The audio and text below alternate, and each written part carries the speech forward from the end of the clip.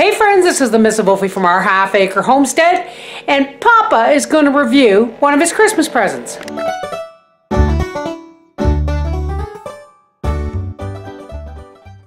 This is his Conair foot massager, because Papa has diabetic nerve pain in your feet, don't you, dear? Thank you.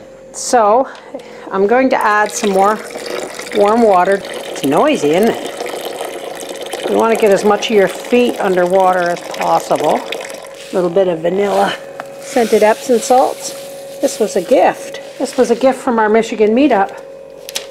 So, now what does this say here?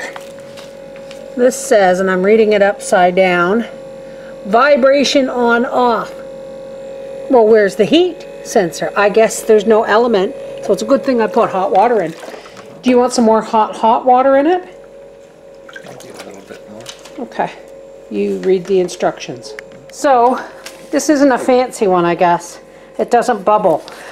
And now this thing here, when your feet are soft enough, you can work your rough calluses if you want.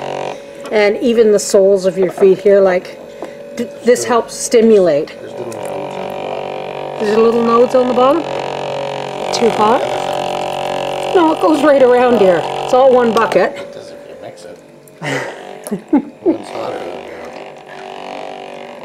How does it feel? Is it putting you, it looks like it's putting you to sleep. Feels good. Feels good.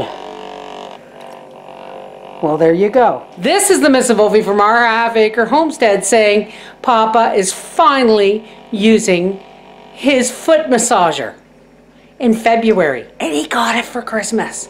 Hey, baby steps. Okay, so what you don't know about how the experience went was 20 minutes after emptying it, he was sound asleep on the couch. And when he got up to go to bed, he was amazed to find that there was less pain, less nerve pain in his feet. So it must have been the stimulation of the heat as well as the vibrations. Now this foot fixer, I hesitate because we used to call it a quite crude name when I was younger. This foot massage unit doesn't have a heat element. It wasn't an expensive one. I think I paid $29 for it.